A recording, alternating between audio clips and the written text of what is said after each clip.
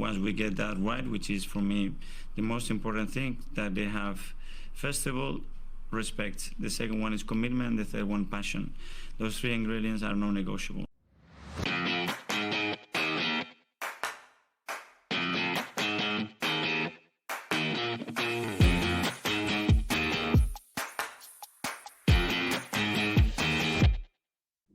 Welcome into the Non-Negotiables podcast. I'm Gavin, here tonight with Justin. How you doing, Juz?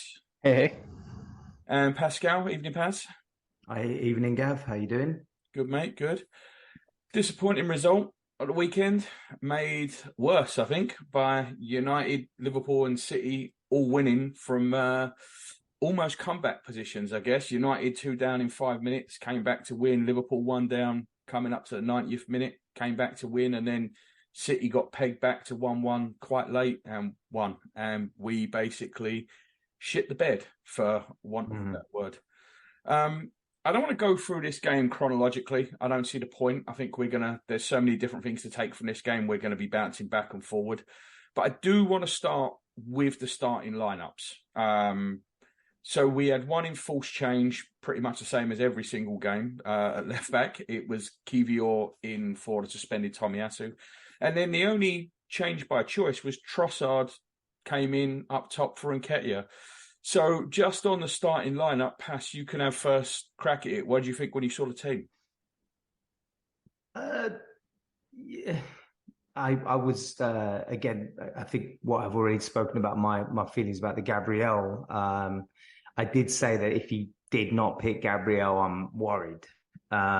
But Zinchenko was not picked, to be fair. And I think we also said that if Zinchenko was to be picked, then we'd expect Gabriel. So, again, he didn't pick him. So I'm not going to question that, because I think that's purely fitness. And the way Zinchenko's injury record has been with us, I can understand where there's an element of management of it. He hasn't had a pre-season. And also we play United next week. So looking at that team, it was the same. I thought Nketiah would start. That's what I thought. And I was quite surprised he didn't, because I didn't, besides his finishing in the previous game, I didn't think he deserved to be dropped or left out, so to speak. But besides that, it wasn't a massive surprise. But yeah, even though inside I would have probably preferred a bit of a different team than that. Juz? Excuse me, I'm a little congested tonight. Yeah, I agree with Paz.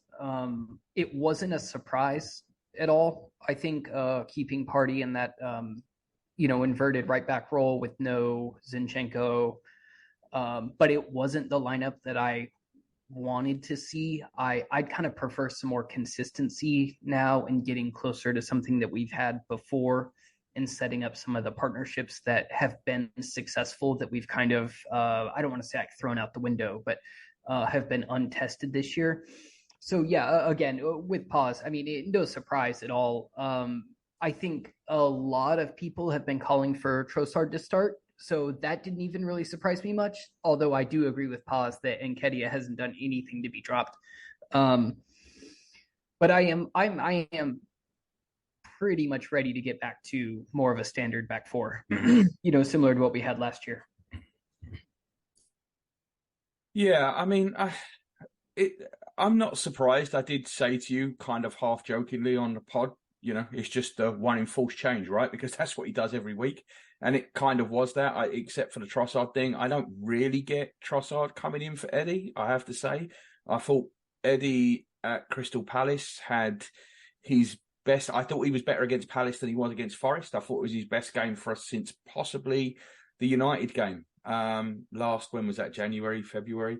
I think it was probably his best game for us since then. So I don't really understand why you bring Trossard in. It didn't help that Trossard had an absolute stinker of a half.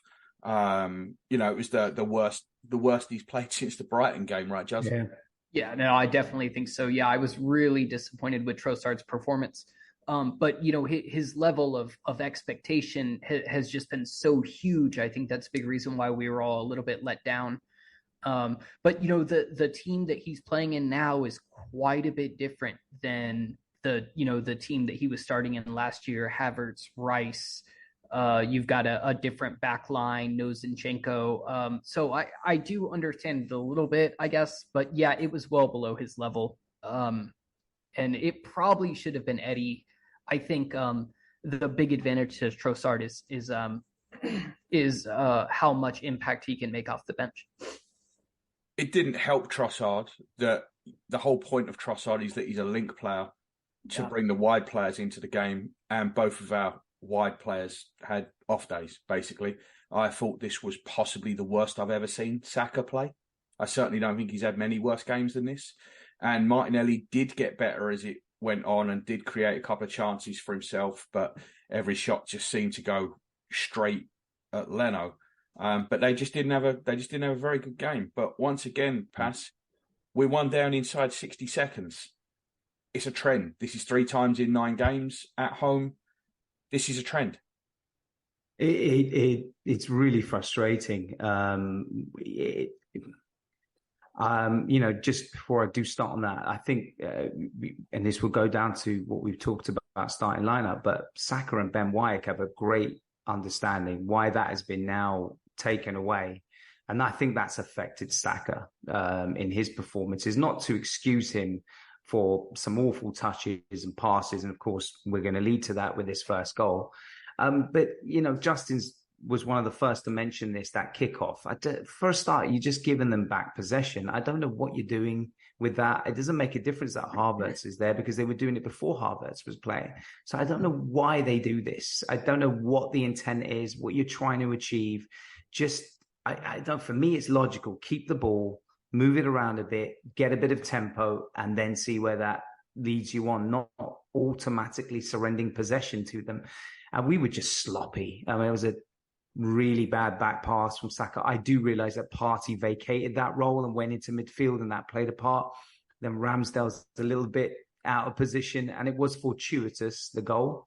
I don't think it was, I don't think he intended that, but nevertheless, it's inexcusable, really.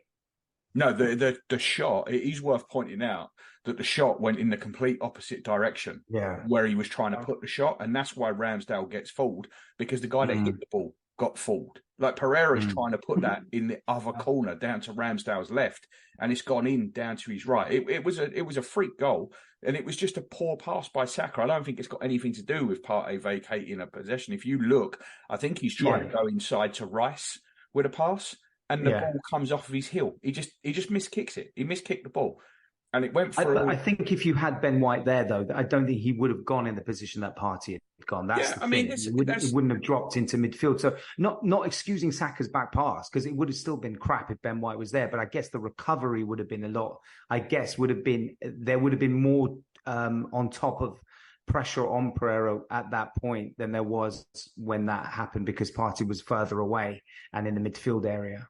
But yeah, I like I said, I'm not trying to make excuses, because it was just a real lapse of concentration, and we've seen it multiple times. 3 times now in this year that we've seen that at home. Funnily enough, at home, right? I think they're all always at home. Always at home. I don't know. It's just, it really is inexcusable. You're challenging for the title. You can't be doing that 3 times in a year. And this is year after year, we lead the league with goals coming from mistakes, from unforced errors. We do it every year. We must have done it 5 years out of the last 6. As many times as Man City win a title, we lead the league in giving away goals from mistakes. When we were playing Kolasinac and Mustafi, right, you can understand that and you can point it away. Even David Luiz, you say, well, he's got a brain fart in him. This is Ramsdale. It's Bukayo Saka. It's Gabriel. It's Saliba. These are players that should not be making these mistakes. Just, I don't know how we rectify these ridiculous unforced errors. Mate, I don't either, honestly. The only thing I can say is I mean, I think there are some exclusive reasons for it. Being super young, having well, that's not even true, is it? We're not very flexible in players in and out. But I do feel like, because the lineups are usually so consistent, when they're not, we're seeing these players who you wouldn't expect make mistakes, like the Odegaard missed pass to where Partey would have been last year. Was it 2 games in a row? Southampton. Yeah, Southampton and who else did he do it against? He did it against someone else as well, which I yeah, think was someone great. else. Yeah. But he did 2 in. It was like 2 in 2 games where he just gave. Was Nottingham Forest the first time we played them? Did we have? No, it was after that because it was when the games still mattered. Yeah, it was. Right. But my point is that like it almost feels like Arteta changes up the side so little that when he does, it opens us up to massive errors. And obviously there's still a lot of blame on the players. I mean, Saka, he dropped the ball majorly here. Odegaard did last season. No hate to either one of them. They're going to make mistakes, but it does feel like when the team is not consistent, errors are more likely. And we do seem to just get punished for every error. Do you know what I mean? Like other teams seem to make these errors and then they get away with them. We just seem to get punished for every error. Odegaard giving the ball away, both of those errors were 30 yards inside the opposition half. Yeah. And we've been punished with goals. And it really is. Do you remember the party one was very similar against Man United when Rashford bangs that in with their foot? That was on the halfway line. We do seem to get punished to the max. I don't know why. Man City, Gabriel, Man City. Yeah, we just get punished to the max for every one of these errors. But we've got to cut them out. You don't see Man City making these errors now, and I think part of this is a self-fulfilling prophecy, right, Juz? Because teams know that we make these errors. Therefore, teams are waiting for these errors. Therefore, teams are in position for these errors. Teams don't expect Manchester City to make these errors, so they're not in the areas to basically intercept the ball when these errors do happen. No, exactly. And that was going to be my point, is that we do set ourselves up to the point where we make an error like this, we're wide open for the other team just to slice through us, it feels like. And that's the way we try to play, right? We try to win the ball as high up as possible and then, hit them fast, but also control in like the middle and final third, right? So anytime we give a dangerous ball away like that, probably 8 out of 10 players are all above the ball when something like that happens. And of course, we're going to get cut through by anybody decent. Yeah, it's mad. But Pass, it was a bad game all round that first half. The second half, I actually thought we played pretty well for the vast majority of it. But the first half, we were just off. I mean, we were completely off the pace. Yeah, we like you mentioned, Trossard uncharacteristically terrible touch. Well, it was like 2-3 times. His touch was awful. The way he was connecting with the players. I don't know. It was really weird. And I was going in full of optimism that we were going to, and I think Justin rightly said, we're going to we're going to really take it to them. We're going to, I had a feeling we're going to batter them. He was right in saying that probably is not going to be the case, but I didn't think it was going to be this bad in that we were sloppy. We also were making uncharacteristic passes. I think Saliba made one, and Odegaard gave the ball away. Odegaard gave the ball away. Very. I mean, we had chances. I mean, we did have chances, but just Fulham looked far more threatening than I would have hoped them to be, or would have thought they would be. And it was uncomfortable viewing, to say the least. And I just want to point something out here as well. It's okay to say Kai Havertz had a bad game, right? Like everyone online, he's going nuts. All the big Arsenal fans, you can't write him off. I'm not writing him off, but he had a bad game, and it is okay to say that. And and they're all bringing out these straw man arguments. People are saying he's lazy. They're saying he's language. Look at the distance he's covered. I don't think anyone is actually saying that, right? Like the problem with Kai Havertz isn't that. The problem is that I think what we expected was someone that was going to be a better ball player than Xhaka, right? Someone that was going to be more creative, someone that around the edge of their box would be better. And through 3 games, and I want to make this point, it is 3 games. We are nowhere near seeing whatever he is or he isn't. But through 3 games, that is not what we have got. Granit Xhaka, from what we have seen so far from Kai Havertz, is a far better footballer than Kai Havertz. Now, Havertz might be clever and he might cut out passing lanes and he might track back. But on the ball, Granit Xhaka is a better passer than Kai Havertz. Granit Xhaka has more of a goal threat than Kai Havertz from what we've seen so far. Pass? Yeah, and I think one of the biggest issues with Kai Havertz is if he had come straight from Germany, I don't think we would be overly reactionary to him. But we've 100%. Seen him. Exactly. So we've seen him the last X amount of seasons at Chelsea doing more or less what we're seeing at Arsenal, not in the same position, but this kind of approach to a game where he doesn't really make the impact you want him to do. And I feel that is also playing in the psyche of all of us. So it's not really in our minds 3 games. It's actually a lot more than that because we've seen him in the previous season. It was always one that we got behind the manager. He's identified something. It's what to do. But personally, and I'm sure you'd all agree, it was a surprise one because I just thought I couldn't see where this was going to work. But like you said, it's 3 games with us. So I'm not going to be overly judgmental on the guy, but I do feel it's something that Arteta is going to have to really look at, especially when we talk about the impact that others made when he came off. Yeah, and I think, you don't want to be reactionary, for sure. No. But my point was, it's okay to say he played badly. Like, all of these big Arsenal accounts are leaping to his defence. And, like, lads, it is okay to say the guy had a bad game. In his first 2 games, he was fine. Actually, he was pretty good in his first 2 games. But yesterday or Saturday, he had a bad game.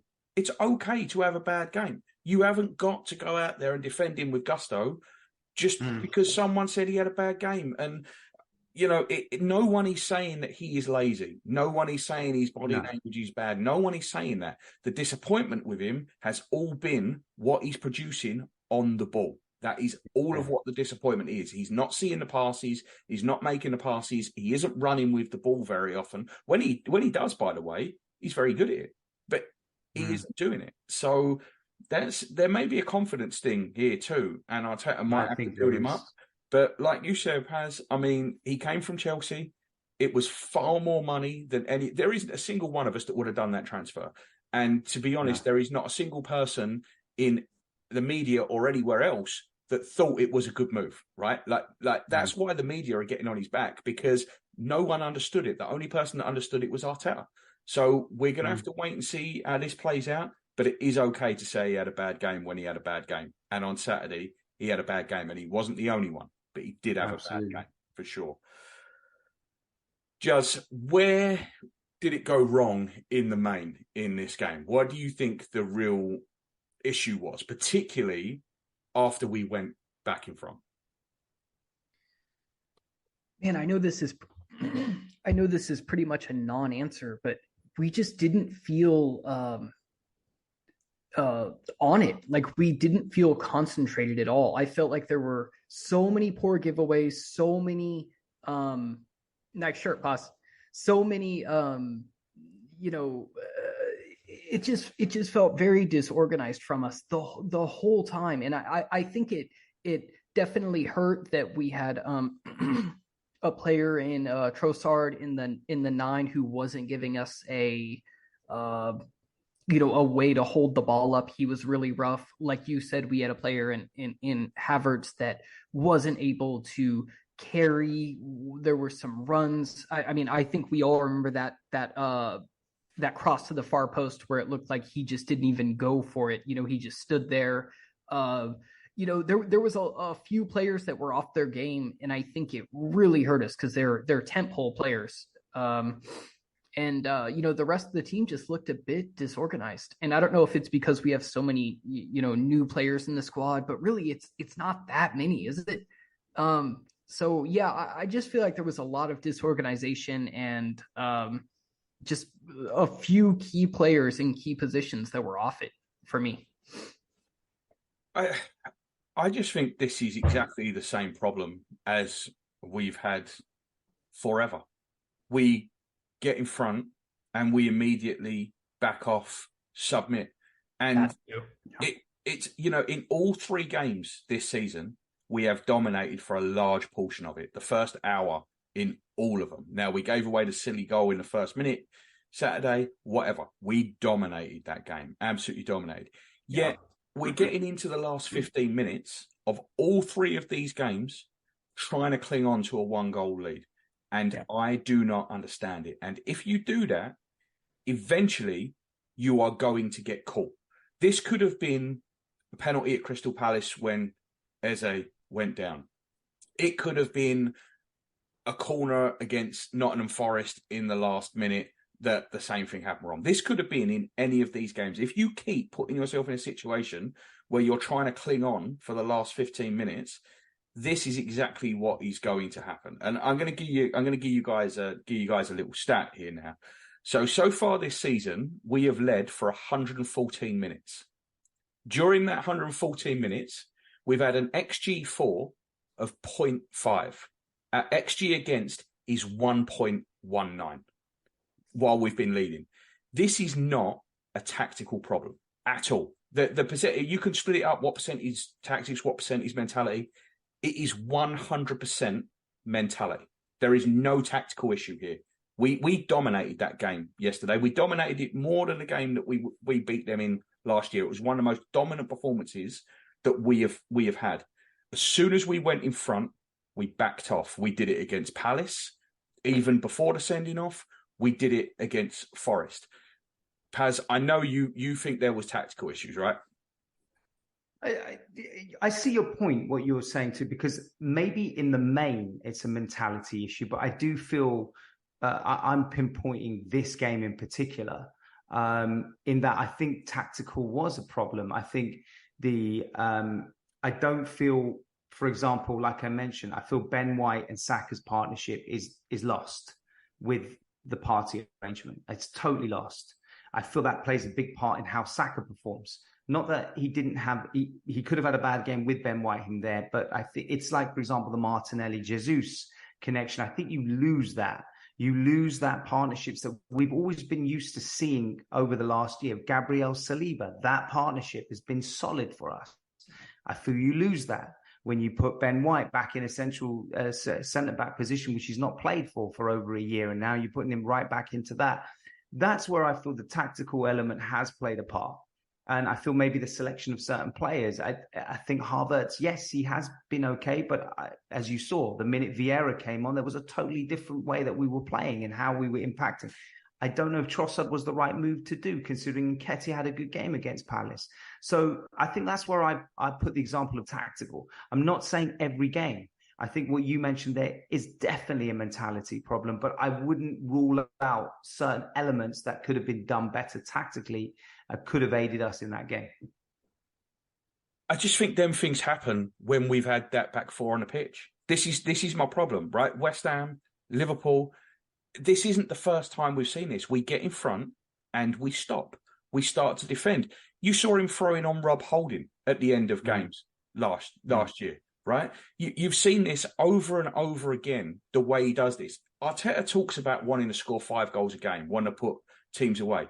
His actions don't say that. They don't say that at all. Yesterday, after we went in front yesterday, Arteta made the single worst substitution, right? And his subs were good until that point. Bringing Eddie on at half-time was brave and it was a good move. Bringing Fabio Vieira on for Havertz was brave and it was a good move. Bringing off Ødegaard again is a disgrace. It is a disgrace of a decision. And he should apologise for that. Can you argue that that's tactical as well, though? Yeah. Oh, yeah, I can. Yeah, I think it's mentality driving the tactics. He did that because, again, he's scared. And there is no need to be scared. They were down to 10 men. No, I agree. And he's took off our best attacking player for what? Yeah. And it was very Unai Emery for me. It was very kind of scared. And why would you be scared? You are one man up. You're at home to Fulham. There's no reason to be scared. We've got back in the game. We're in the lead now. It sets a really bad tone, I think, with how the player psyche will be. After he took off Ødegaard against West Ham, another absolutely inexcusable sub. Actually, that one might even have been more outrageous than this one. It was a terrible, terrible sub. And after that, we said we didn't ever want to see Ødegaard going off again. Every single game, he's bringing him off with 4 minutes to go. And it makes no sense. I don't understand what he thinks them 4 minutes are doing for Ødegaard's legs. And when the inevitable did happen, and I say inevitable because, again, we're trying to cling on to a 1-goal lead every time. Eventually, you are going to come unstuck. And when it does, Juz, our best player and most creative outlet, is sitting there watching on the sidelines. No, yeah, I agree. I think taking Ødegaard off in these kind of positions is borderline criminal, especially when you have players like Saka, who didn't have his best game and is we already know he's going to be played constantly. Vieira could have easily shifted over to the right, bring in someone like Smith Rowe, a little more attacking. It's just I don't know. I mean, it was the Bournemouth game, right? It was Southampton. That's what I'm thinking of. When Ødegaard scored to lead the comeback. Yeah, I mean, he was massive in that comeback.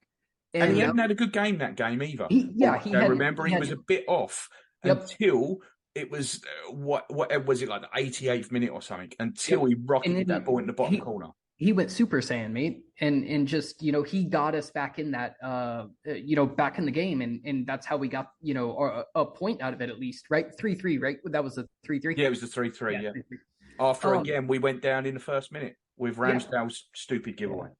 Yeah. So I don't know. It's kind of shocking to me. I mean, at this point, I think there's got to be something about like testing players' fitness that maybe Ødegaard doesn't necessarily do so good going the full 90. But I don't understand it after he's been clutch repeatedly at the end of games that we continue to take him off, and we continue to put on such safe options.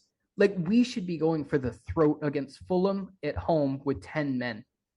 And I like the Jorginho sub. I do. I like the Jorginho sub to come on and control the match. But I don't think this was the game. I think we should have put on more firepower and just destroyed them. Yeah, I mean, we were already in control. Do you know what I mean? Like, we had control. Yeah. We ceded control of that game because as soon as we scored, once again, we drop back and drop off and let them have the ball. And there was absolutely no need for it. And sorry, Just. But, the Jorginho, to Justin's point, Jorginho sub made sense against Palace. We were 10 men at that time, and we wanted to control possession, and we didn't want to give the ball away. But how Jorginho sub might make sense if you're replacing Rice, maybe. Perhaps, because, it's a similar position and but it makes no sense taking one of your best players in an attacking entity off the field, the most creative one there. It defies logic. And also, what I did find interesting about the games we've conceded earlier, if you notice, it's against, the teams that usually are in the bottom half. Not the big. This doesn't happen against United. It doesn't happen against Liverpool. It doesn't happen against. We seem to do this against teams which leads maybe to your point about mentality, the underestimating teams that we go in and just be very reluctant to. We have this maybe an arrogant kind of mentality about what they'll be like. I don't know, but it seems to be against these lesser teams, which is weird as well. And again, like the law of averages, sorry, Just, but the law of averages says if you keep doing this, there is going to be a point where you don't get back, which is basically what happened against Southampton. I mean, just off the top of my head, correct me if I'm wrong, it was, this last game against Fulham, it was Bournemouth and Southampton last year, and there was one more. Was it West Ham? Do you remember the other one, or the other Leeds? We did go one down against West Ham, didn't we? Because that was when Eddie scored. I can't remember if it was that early or not. It was probably from an error, because most of the time it is from an error. Well, this leads me to my big question, though, and what I think a lot of people care about. Is it the squad, the players, or is this a managerial imprint? I think it's got to be the players, right? It has to be the players, and because this, and the hard part is that it predates these players and it predates this manager. Because we were doing this, like I said, when we had Mustafi and Kolasinac. We've always led the league in these unforced errors. And it is something that's ingrained, and I don't get it. Like both of these goals. The second goal yesterday from the corner, or Saturday. First off, Zinchenko gives it away sloppily. And Zinchenko was excellent when he come on until that moment. He starts fucking around with the ball on a touchline. He falls over. We end up conceding a corner. Corner comes in. Palhinha, who's Fulham's only good player, although he's a defensive Great midfielder, player. so maybe you're not Great player. expecting. I love him. Yeah, maybe you're not expecting that. But Saka just lets him walk off of him. We had 4 red shirts around that ball, and not one of them got there, and it goes into the far corner. And it's just, it is sloppiness, it is carelessness. And at a time when we've just decided to cede possession and give them all the ball, I don't even know what we were thinking. Pause, go ahead.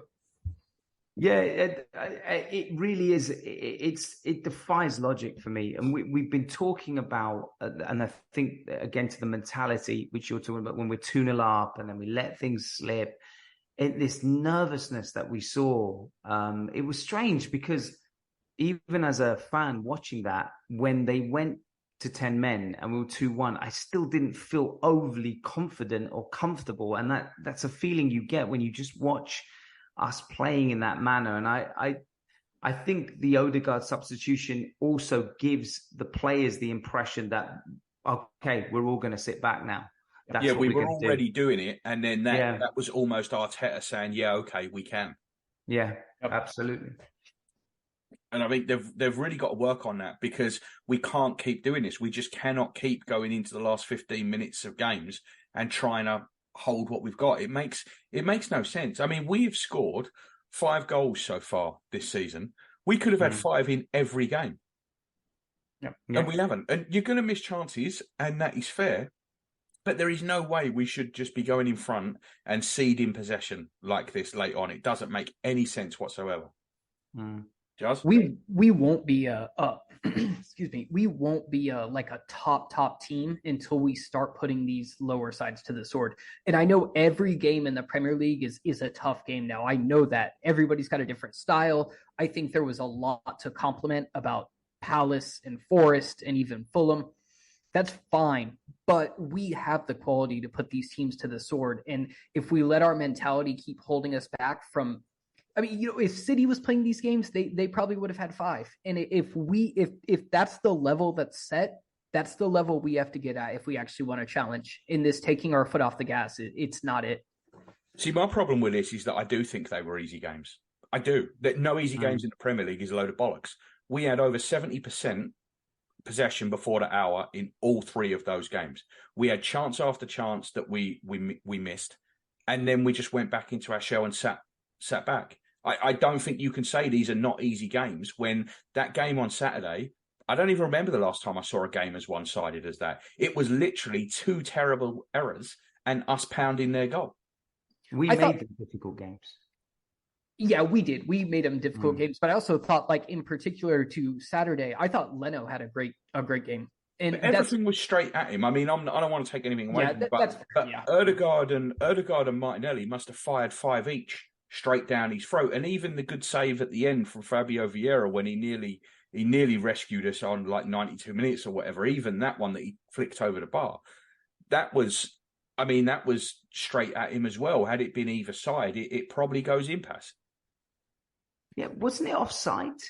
The bicycle kick. The bicycle kick was offside. I mean the shot though. From the edge of the box at the end when he bent it with his left foot from the edge of the box. And right, I thought it was the bicycle. The bicycle kick was offside. Yeah. The bicycle kick was. Oh. Yes, I remember that. It wasn't. It was pretty near him. I remember it being pretty near him. He just tapped it over the bar, didn't he? Yeah.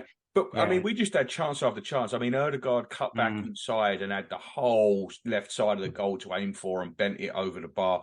The Saka header, I mean, you can watch that 15 times. I don't know how he's missed that. I mean, he just basically heads it straight into the ground. I don't see what he's done. Martinelli a couple of times went through and should have slotted and didn't. The cross by Saka, why Havertz is not in the box. Get on the end of.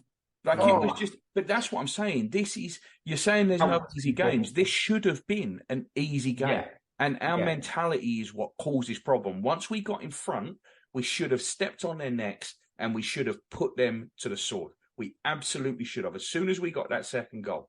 And instead, we back off. We immediately, as soon as we got that second goal, we immediately backed off. And you knew trouble was coming as soon as that, because you just can't do that in the Premier League. You cannot do it. You make these teams look good by doing that. If we'd have just kept going forward, they'd have had no answer whatsoever.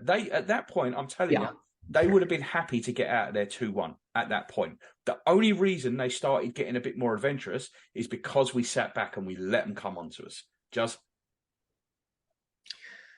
Yeah, I mean, I can't really argue that. I mean, I think, when you watch it and you look at the statistics, I mean, it's easy to say, like, in hindsight, we should have won that. I just think in preparation for these games, I think is more of what I mean when I say there's no easy games. I mean, in the first half, Fulham could have had, I know their XG ended up being pretty low. It was like 0.67 or something like that. It was lower than that. I think it was 0.51.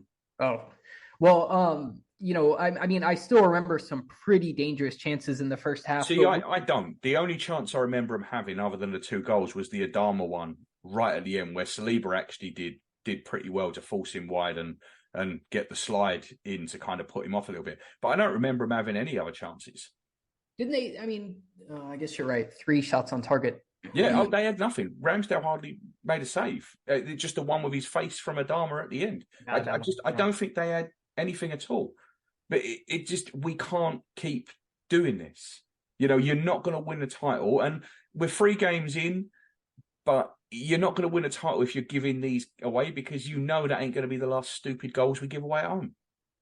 No. And absolutely. One thing, I mean, and yeah, we should have done a lot better here, no doubt. One thing I will, and I'm not sure Arteta nailed the tactics on this one, but I will say, and I'm sure we're going to touch on it, but we're low on time. The substitutions were a lot better here.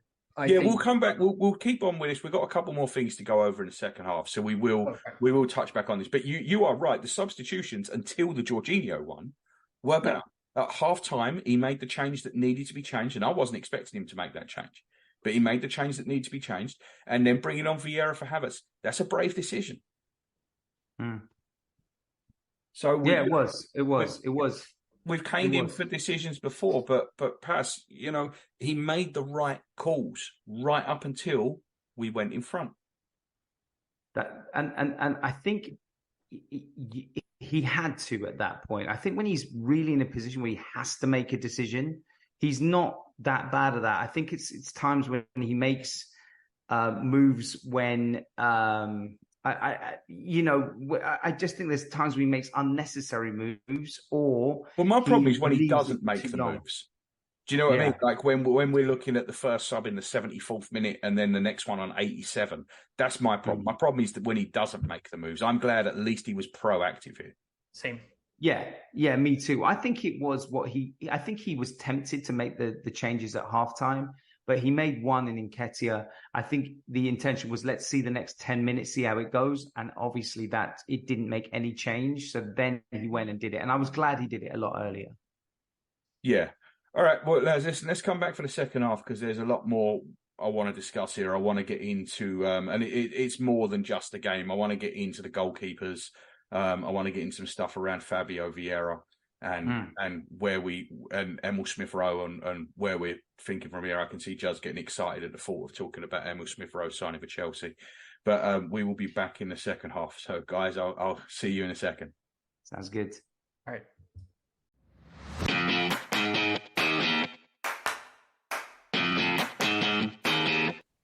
Hey guys, just a couple of quick halftime messages for you. Firstly, we'd really appreciate it if you could leave us a 5-star review on your favorite podcast app. It really helps us reach a wider audience, particularly on Apple Podcasts. Secondly, we're on all the social media platforms as the NN Pod. We're really trying to build a strong Gooner community. So next time you're on Twitter, Facebook, or Instagram, look us up, give us a like or a follow, send us a message, interact with other listeners, or just have a look around. Thanks for listening from myself, Paz and Juz. We really appreciate it.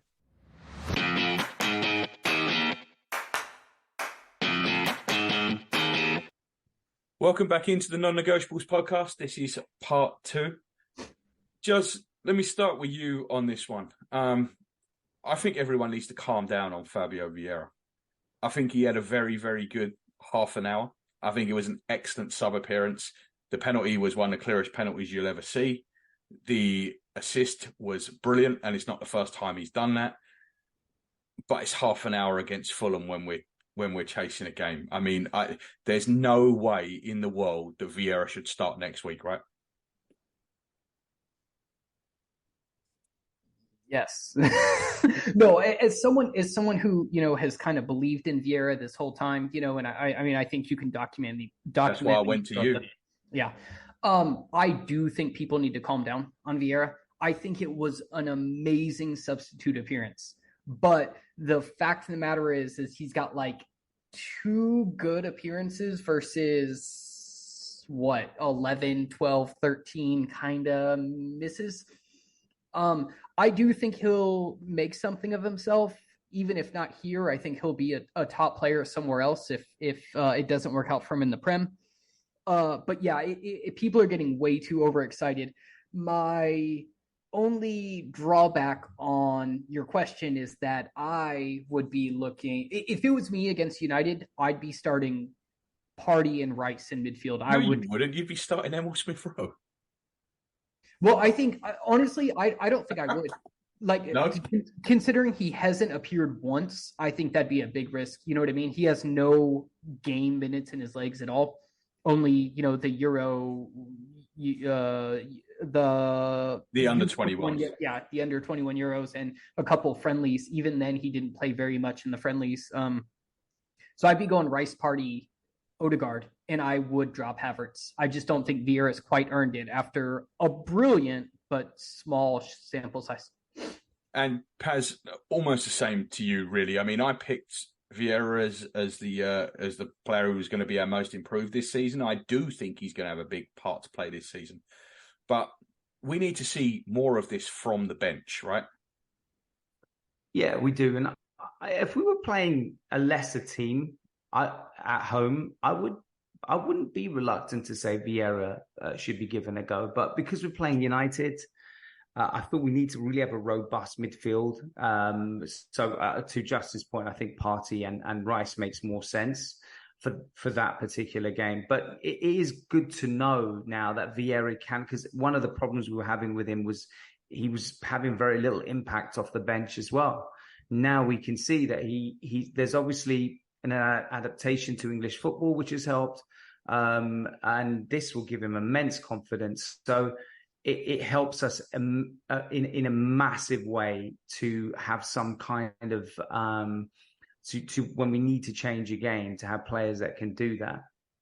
Just real quick too, I just want to say, of course he was good. We all saw he was very good in his passing and stuff like that. But he looked different. He had like a drive in him that I haven't really seen in a previous performance, which I think is great. And I think it goes along with Paz, what you were saying about he actually seems like a pretty confident player right now.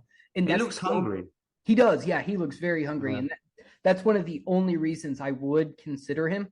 But I think against United, it's too soon or too much. Yeah. I want to see him come off the bench, but I just don't think you earn a starting spot in 30 minutes. Like I just don't. One 30-minute appearance is not enough to earn a start. I think we need to see this a little bit more. I don't want to preview the United game. We'll do that later in the week. But I just think before we all start clamouring for Fabio Vieira to start, I want to see this a few more times off the bench before we really get into that. And again, not previewing the United game, but I do want to talk a little bit about the goalkeepers, Paz. Personally, I think this is it. I think Raya's going to come in, and I was the most bullish on Ramsdale before the season started. I didn't think this was going to happen. I thought Ramsdale would fight it off and keep his place. I don't think Ramsdale did anything particularly wrong. I mean, the goal, you can point at a few things on it, but I just think that Arteta wants to play Raya, is what I'm thinking. And do you remember what happened with Leno Ramsdale? It was at exactly this point of the season. Third game, everyone's saying, well, it might happen after the international break. Nah, he just put him in for game 4. And I think we're going to see the same again with Raya this time. It's not what I want to happen. I would prefer to see Ramsdale out there again. But I think this is it. I think this is the changing of the guard. How are you seeing this, Paz?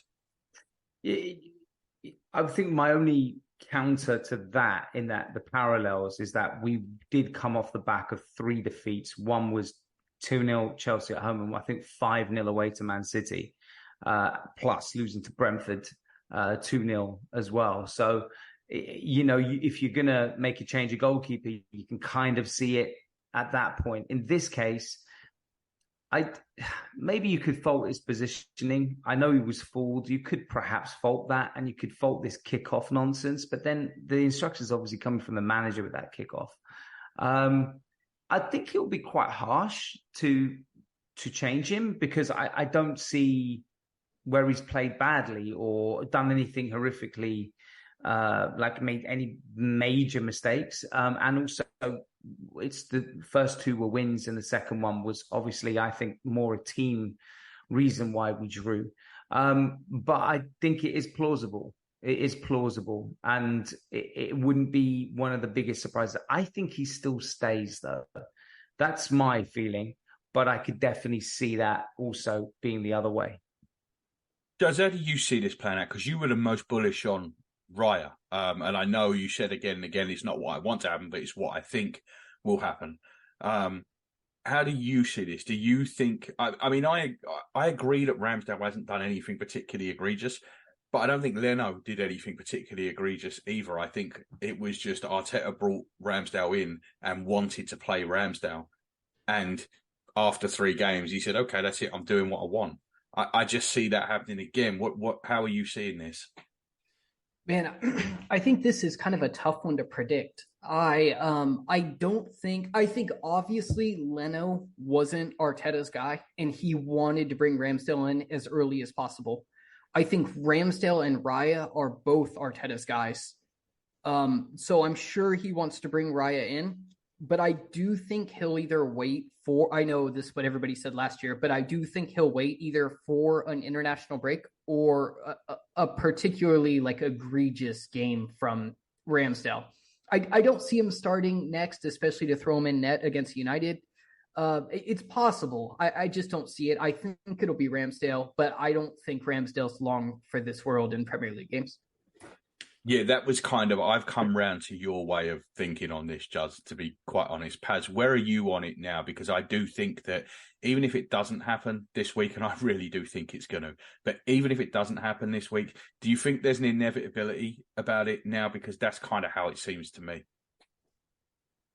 It's a tough one, and I think if we continue conceding, irrespective of, it goes to your point, I guess, as what happened with Leno, irrespective of whether it is directly Ramsdale's fault, he would look that as a marker against him. I think if Raya comes in against Man United, then for sure, I think that's Ramsdale being demoted to second keeper, because it's a big game that you're really then taking a decision in a big game, and you're basically making a statement that this is my best team and you're not in it. I can't predict. I don't know if I've seen enough of the first 3 games to suggest that he is really under threat. But it's one that I'm sticking by. I think he still plays, but it is difficult to hold on to that viewpoint at the moment. But I'm going to try and do it because I can't see anything totally different from in his performances from what I saw before the season started and what my thoughts were about this situation. And talking about what things happening at the weekend might be pivotal. You said there, if Raya gets in, then that's probably it. The Gabriel situation, which it's really easy to come at this from either way, right? It's really easy to say, well, this is clearly tactical because Zinchenko has been out for 4.5 months. He's not ready to start. We want a fullback that inverts. So we want someone in midfield to make up that extra number. So Partey going in, Ben White moving across makes sense because they do that switch around every now and again between Partey and Ben White does the overlap. Then you're left with one centre-back left and Saliba plays over Gabriel. That's an easy argument to make. But it's also an easy argument to say he played 70-odd consecutive games. He played in the Charity Shield. And we've now reached a point where there must be something else going on. Juz, how are you reading this one at the minute? Are you reading anything into it, or do you want to see this team against United before you really come to any conclusions. Because if Zinchenko plays against United and Gabriel doesn't, he's got a problem. Your last point there is what I would highlight the most. I have kind of been in the camp of this is obviously strategy to use while Zinchenko's been out. If we see Zinchenko start at left back and Gabriel not at left center back, I think there's more than what any of us know is going on. And it worries me, but I also do know, what are we on? August 28th. So, well, even then, the Saudi transfer window is 3 weeks longer. Yeah, that's right. It's 3 days for ours, 24. I think you can say, though, first off, selling Gabriel now would be absolute madness. But selling him after September 1st, I don't see it. That would be cutting our own throats. I don't see that. Yeah, especially with Timber being out probably the season. So I don't know. I mean, I wish I had like more of an insider aspect to this whole decision. I don't like it personally. I want to see Gabriel return to the starting lineup for United, and I hope Zinchenko's back as well. I don't like Partey at right back, to be honest, even though I do understand it. I do understand it, but yeah. I'm in the camp of, this is because Zinchenko's out, and I hope I'm right. I just don't have any more info than that, though, Paz, do you think there's more going on here? I mean, there's a lot of prominent people, including Charles Watts, who have said today that they don't know anything, but they feel like there's more going on. I've also seen reports that the talks for Gabriel now have reached a point where we're getting towards 100 million quid, which is a lot of money. If you're going to do it, though, you've got to do it now, right? Yeah, but you've also got to have a replacement lined up. Well, that's what I mean, but you have to do it now. If you're going to do it, you can't do this on September 2nd. No, you can't. But I would also argue against doing it at all, because 100%, I think 100%. Any other, you sell your best one, arguably the best centre back that we have. I know Saliba's an argument as well, but you definitely, he's one of the two. And you sell him for 100 million. Everyone knows you're just selling for 100 million. You go in for a centre back somewhere else, they're going to inflate that price. They were talking about Gay and all of these guys. I just don't think it makes any sense. But I do see the point that something has happened. I can't feel it's just tactical, especially how underwhelming Partey is in that position, and how shaky we've been defensively. The partnership with Saliba, the Ben White effect with Saka. It seems something's happened. I don't know, maybe he came late to training. I have no idea. And there's some form of punishment for it. But as I said this last time, but I think for sure Man United now, Zinchenko starts and he's not starting, then definitely something has happened. I can't believe it's just tactical. It makes no sense. But nor would Partey and Zinchenko play together. That doesn't make any sense to me either. So maybe he puts a Tomiyasu in then, and then puts Partey right back. I don't know, but I would think Zinchenko plays, Gabriel plays. I'm still not quite sure why he can't put Gabriel at left back in this system. I don't see what Kivior did at the weekend that Gabriel couldn't do. I think Gabriel's on the ball work. He's massively underrated, incredibly underrated. And with us basically working as a hybrid back three, I don't understand why he doesn't feel like Gabriel is the perfect player to play that role. He already plays it. He already plays it, because usually it's Zinchenko that goes into midfield and Gabriel covers left back and left centre back. Juz, I know that both of you were a bit surprised when I said before that is what I could see happening and it is what I would have done. But can you tell me what Kivior did on Saturday that Gabriel couldn't do? No, mate, I couldn't. And this is kind of one of my issues with this whole thing, and why I think there may be something more to it, is that I would think that Gabriel would be the perfect. We basically play like a what would you call it? Like a 3+1, right? Like a back Yeah, three. it's three defenders and then a hybrid, isn't it? Yeah, exactly. Gabriel seems like he'd be perfect for any situation like that. He gives us more defensive coverage in the air. He is probably our most likely center back to score on set pieces. I don't understand what to your point, like I don't think Kivior gives us anything that Gabriel doesn't. So yeah, I'm a little worried about this one. I hope there's nothing to it because when Paz was speaking, I was thinking about like even if we got 100 million, can you name a left-footed center back that we could bring in about Gabriel's age range that would be as good or better than him? Because I can't name one that would be cheaper than that on the 29th of August, 29th, exactly. 30th or 31st of August. I just can't name one. I think you get that money and you turn around and it goes straight out the door on an inferior defender. That's what I think happens. Yep. Yeah, I agree 100%. So this is one I don't personally understand unless there's been some kind of falling out behind closed doors. Well, like I said, for me, I can understand Timber playing in that left back position instead of Gabriel. I wouldn't do it, but I understand putting Tomiyasu there instead of Gabriel if you're going to play Partey at right back. Right? I think there's a valid argument to be made for why you do it. I do not see the argument for putting Kivior there. And it was this weekend is when I kind of thought, maybe something's up. Because we're approaching Kieran Tierney territory at this point because we've now gone through. We've got Zinchenko who's not ready to start, Timber's injured, Tomiyasu suspended, and he's looking at Kivior instead of Gabriel. This is the weekend where I thought maybe something's up here. So I don't know. I think all three of us agree that if Zinchenko starts at the weekend and Gabriel doesn't, there's issues. I mean, and that's after the transfer window ends, by the way, after the European transfer window ends.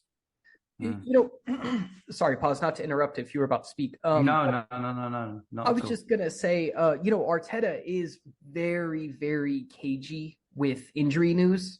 And this literally could just be something as simple as, a pulled calf or something that he just wants to keep opposition teams guessing. I'd be more inclined to believe that if he didn't throw him on for the last 10 minutes at Crystal Palace when we were defending for our lives. But then you can also make that argument, well, if he's going to Saudi, he's had his head turned, he's not ready to play or whatever, why are you throwing him on and give him the armband with 10 minutes to go at Selhurst Park? So I guess it's a double-edged sword, that, right, Justin?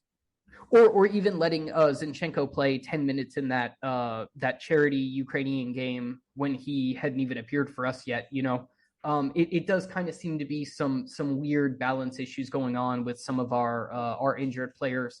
And I'm not going to lie. I mean, I'm not educated enough on the topic to really speak on it, but there has been some weirdness to where I wouldn't really question it if it just came out in a week that Gabriel was carrying an injury.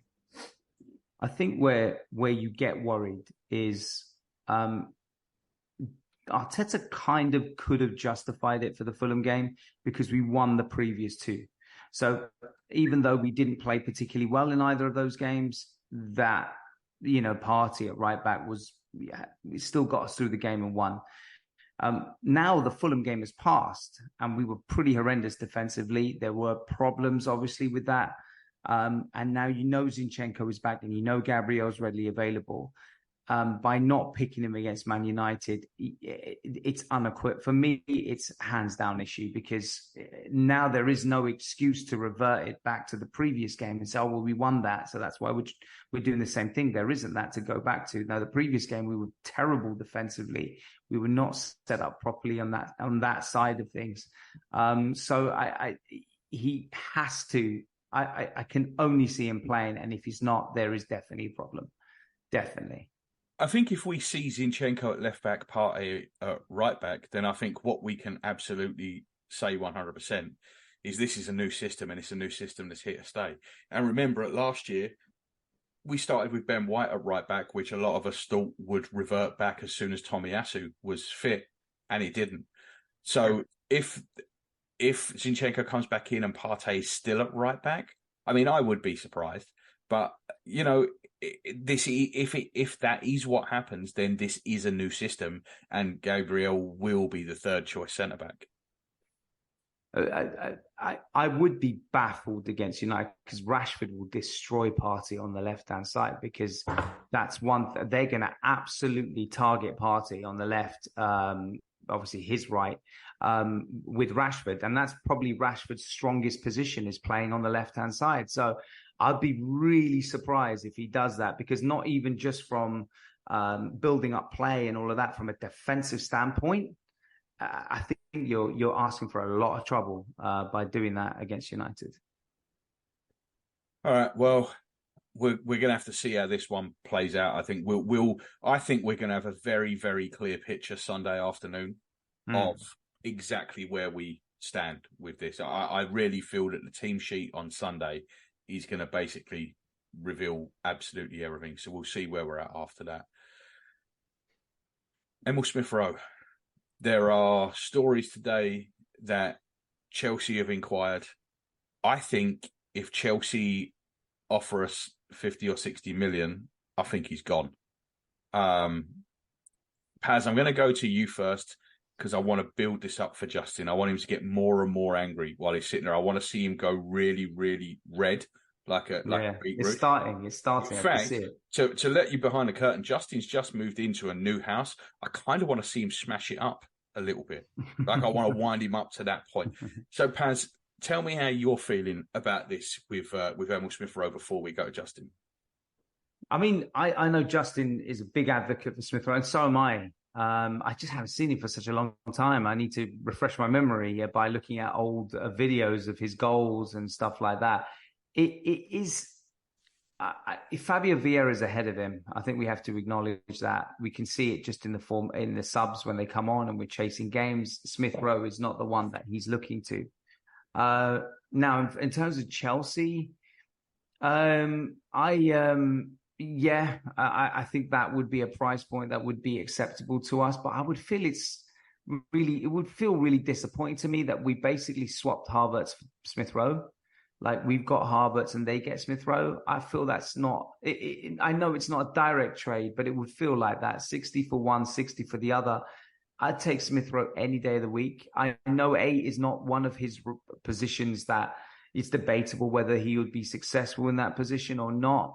But I think he's a great player. I really do. And I think it's forgotten how important he was when Arteta's when we started to really improve as a team in the season that we finished 5th. The season we finished 5th. He was, until he got injured, he was absolutely brilliant. I'd be really disappointed if that's the case. And to sell it to Chelsea, I know 60 million could be difficult to turn down, but to give them one of our youth players from the Hale End, who's been a great part of our squad over the years, I'd be really gutted about that. And Justin, I'm just going to put my earplugs in, maybe turn the volume down a little bit. Go ahead, bud. How much time do we have, Gav? Not enough for you to say everything, so let's get it in smaller doses. Okay. Listen, I'm gonna just be completely honest here. Okay, I'm not biased because I just like the guy. I've never met Smith-Rowe. I feel this way because of his performances for the team in the past. So this has nothing to do with me just like liking Smith-Rowe more than Havertz or anything like that. Smith-Rowe's season, the season before last, was better than any season Havertz has had in the Prem. He's done it for us. I would argue he's probably more versatile, considering Havertz has been a flop in the Prem in pretty much every position he's played. Right wing, false 9, and now left 8 so far. I know it's early. I would detest to sell him to Chelsea for that amount of money, even less than we paid for Havertz, because I do think he is the superior player. I really dislike that he hasn't got a chance to play after fixing an injury that's plagued him for multiple years, that he even had his successful season from, carrying this groin injury, and it dates all the way back to his Leipzig loan. I think that pretty much the only reason Havertz could be more useful than Smith Rowe is that he's a little taller. And Arteta likes that far post run when we have the ball on the right. I would absolutely hate this deal, and I think Arteta would be my least favorite person in the world. Yeah, I think that's pretty fair. There's not a lot there actually that I would can't argue with it, to be honest. No, there's not a lot there that I would disagree with. The only thing that I would add to it is that I think we are close getting to the point, and we might not be there yet, but we may get there in January or next summer, where for Smith Rowe's own career, he has to leave. Yeah. Because if Arteta is not going to use him, and so far we see no signs that he is going to use him, so if Arteta is not going to use him, he has to leave. And when you think of someone of the talent of Smith Rowe, he's not someone that's going out on loan to Real Sociedad, right? The people banging on the door are going to be the Premier League clubs. They're going to be the higher end ones. Newcastle would be banging on the door for Emil Smith Rowe. I'm pretty sure of that. Chelsea, it's being reported, are banging on the door for Emil Smith Rowe. We are going to want to get the most money for him, so that is where he's going to go. I would not be surprised if this deal happened. We talked last week, and Judge, you said about when you asked me about the surprise departures, and I said no, and you said, what about Emil Smith Rowe? And I said, to me, I don't think that would be a surprise, and I think that's where I am with it. Pause. I mean, do you want to weigh in? I kind of just if no, you do it, man. Smith Rowe's your area. I can. I mean, I still think we'll hold him for another year. I do. I think 50 million is going to be considered too low for him, considering what he's done for us. And in the past, I mean, he literally probably. I don't want to come on too strong here, but I would honestly say he saved Arteta's job. Thank you. Okay, that's what I was going to say, but I was 100% he saved Arteta's job. Anyways, what I'm curious from you guys is, and I know this is all just going to be, what's the word where you're guessing, but it's conjecture. Conjecture, yeah. Why is he not getting chances? Is he a bad trainer, you think? I don't think Arteta likes to make changes. I think you've seen that he likes a consistency of team. He would pick the same 11 every week if he could. I don't think he would make subs if he could. I think he's just down the pecking order, and when you are down the pecking order with Arteta, you simply don't get games. Yeah, I mean, and that's fair. Pause. What do you think, Nate?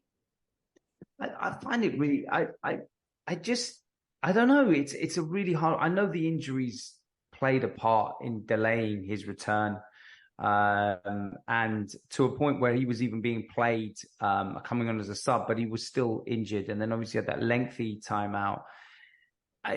I don't know. I think it could be attitude. I can't see him as the guy that has a problem with attitude. Well, and he hasn't been sold, Paz. That's what makes me think he is not an attitude thing. Because I think if it was, I think he'd be gone. And he's not training alone, problem. Is he? No. Yeah, and Arteta has no problem getting rid of players that he thinks are a bad apple. Yeah. I mean, it's only 3 games in, and I guess you could argue the first game, they scored that goal. Forest scored the goal, and then we started to do our, defensive-minded approach to the game. So maybe he wasn't the right player to bring on at that point. Crystal Palace away, same thing. We were down to 10 men, so you couldn't imagine him coming on for that. Fulham, slightly surprising because we were losing, but obviously he had Vieira ahead of him. Yeah, I think the longer that continues, the more you have to think his days are numbered, because I don't know. I can't put my finger on it. I think he's just been out for such a long time that, like Gav said, he's just we've moved on as a club in terms of who the players are in the pecking order. But I really hope we can see more of him. Yeah, I just get the feeling at this point that the breakup is inevitable. Like I just do. I do not see a future where Smith Rowe is important for Arsenal. I just don't see it. And it is such a shame, because 2 years ago I would never have thought that. And I don't want it to be the case. Like, I really don't want it to be the case. He's come through Hell End. When him and Saka come through, it was like a breath of fresh air. And I agree with you, Justin. I do not think Kai Havertz is a better player than Emil Smith Rowe. I just don't. I don't see it. I think Kai Havertz's height is a negative. because I'm getting sick and tired of these long balls being punted forward. So Yeah. I think his height. I would actually like to chop 6 inches off of his height so we could stop fucking doing this, punting the ball up in the air. But Yeah. I am surprised. But for me, knowing this manager the way we do, and I love this manager, so I'm prepared to put up with a lot of this stuff. But knowing this manager the way I do, when you are out, I think you are out. And right now, I think Emil Smith-Rowe is out. I was shocked that he didn't move on this summer already. I thought he'd have been gone in the first 2 weeks of the summer. Jazz? And isn't it interesting too? Oh yeah, isn't it interesting too? Because it sounds like the club, like Arsenal Football Club, was like, no sale. We're not selling this player. You know what I mean? And I'd find it weird how close, Edu and Arteta seem to work together. That Edu would hold on to this kid if Arteta wasn't playing. I don't think that's it though, and I think the reason these stories are coming out now, and this is complete, again, conjecture, it's complete guesswork on my part. Yeah, but I think there might be something to the fact that, a bit like Ødegaard at Real Madrid, right? When he had the loan at us, he went back to Real Madrid because he wanted to see if he was going to be involved. He wasn't. It got to 2 weeks before the window, and he was like, you know what, this ain't working. I've got to get out of here. I'm wondering if we've reached that point with Smith-Rowe where after the Charity Shield and the first 3 league games, he's just gone, you know what, this ain't going to work for me and I need to go. And that's why we're starting to see these stories now. Yeah, I think the only thing so if we continue with this Rice, Havertz, Ødegaard, which, I mean, I guess none of us really think we will, right? Once well, maybe, I guess, with the back line, depending on the back line. But I think we will. I think we will. You might not see it this weekend. You might see Partey and Rice, but I think the future in Arteta's mind is Rice, Havertz, and Ødegaard. I don't think Partey's in that midfield in the future in Arteta's head. Well, I'm wondering, and then if there is maybe a spot for Vieira and Smith-Rowe, considering you're going to be replacing 2 attacking midfielders. But then, I mean, I agree that Arteta is going to be quicker to pull Jorginho on. So maybe it's, yeah. Yeah, and if you're Smith-Rowe, how long can you sit there for? Again, I mean, this is the thing we said about Balogun, right? Balogun's 22. He wants to go and lead the line somewhere. Emil Smith-Rowe, is he 22 or 23, Jazz? 23, I believe. He's 23. So how long can he sit on the bench at Arsenal? He ain't making the England squad while he's getting no minutes for Arsenal. So how long can he sit? I'm sure he doesn't want to leave. I'm sure in an ideal world he'd be starting every game for Arsenal. But how long can he sit there and watch his career drip by while he's not even getting the dregs of the minutes in these games? Yeah, I mean, this could be the worst timing of an injury I've ever seen, because had he been fit at, like, remember the February, March period of last season? When Martinelli basically took over that left wing job. Yep, exactly. I think he'd be like nailed on, but he was injured then, and I think he's been a bit forgotten about now. Yeah, I think we've just moved on. So, or Arteta has moved on, I should say. They're destroying all our songs, right? We've got no Kieran at the back for the Arteta song. We might be about to lose Smith-Rowe for the Saka and Emil Smith-Rowe song. We're gonna have to come up with some new songs, which ain't easy, seeing as they've banned everyone from the stadium that used to sing. So I don't know. It's going to be an interesting one. Just quickly, the only other rumor is that I can't remember what journalist said it now, but someone said it might have been Fabrizio, said that there's interest in Rob Holding from Spain. I don't know why all our players are going to Spain, but Paz, any chance of getting an actual fee out of the Spanish? Yeah, I mean, we're not talking a lot, are we? I don't think we're going to be demanding a lot for Rob Holding now. We only got him for 2 million. He's not in Arteta's plans at all. It's either that or another loan. But I mean, if you're getting about, 4 to 6 million, you might have to just let that go and sell, because as much as I like Rob Holding as a person, and I think he's a great character in the dressing room from what I can see, there's just no use, is there, for him? There's no use anymore. I think there can be a fee, but because I don't think wages are going to be extremely high, I don't think Arsenal are going to be unrealistic with what price they can get from him, because considering they didn't buy him for much. So I have a feeling he'll be off. I did think that he would be one that would go off just purely because his fee won't be that much. But hey, I wouldn't be complaining if I was bought by a Spanish club. So No, it's no, not a bad exactly. place to go, is it? No, I think he'll be off. I think the question is whether it's on loan or permanent. I Yeah. still feel like it's going to end up being a loan, and we'll probably extend the option on his contract for another year, which is kind of nuts. But that's kind of where we are with it. Juz, anything you wanna add before we wrap this up? I was just going to say it's kind of a real shame that MLS doesn't invest a lot in defenders, especially central defenders, because I know he's had that American girlfriend for a long time and he's big into like US culture. I think he'd be a really good player for an MLS team, but I don't think any of them are going to pay a $6 million transfer fee for him for anything. I don't think they'd pay his salary either. I think we're 5 years away from him being in the MLS. I think it will happen. But I think we're probably 5 years away from it. He's going to have to be winding down, like you said. MLS clubs, because of their salary cap rules, they basically put all of their money into their forwards, except Inter Miami are allowed to spend whatever they like. LA Galaxy used to be allowed to do it as well, so they can spend whatever they want while everyone else has to follow the rules. So maybe he goes into Miami.